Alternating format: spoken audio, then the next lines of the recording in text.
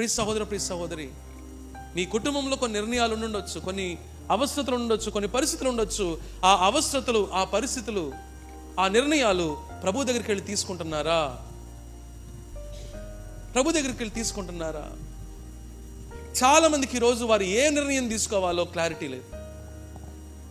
మరి క్లారిటీ లేకపోవడానికి గల కారణం మరి ప్రార్థన చేసే ఓపిక లేదో, ప్రార్థన మీద విశ్వాసం లేదో, లేకపోతే ప్రార్థన చేసిన తర్వాత దేవుని దగ్గర నుంచి జవాబు దేవుడు ఇస్తాడో లేడో అనే అవిశ్వాసం నాకు తెలియదు. కానీ చాలా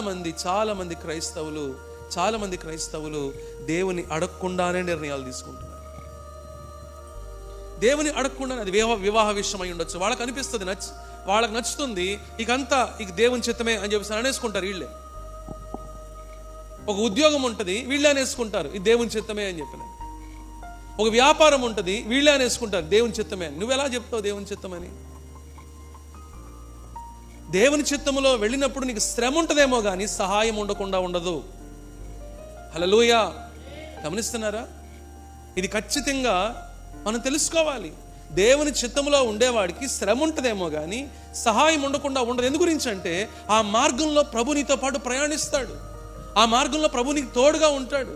ఆ మార్గంలో ప్రభు నీకు సహాయకుడుగా ఉంటాడు. ప్రియ సహోదర, ప్రియ సహోదరి,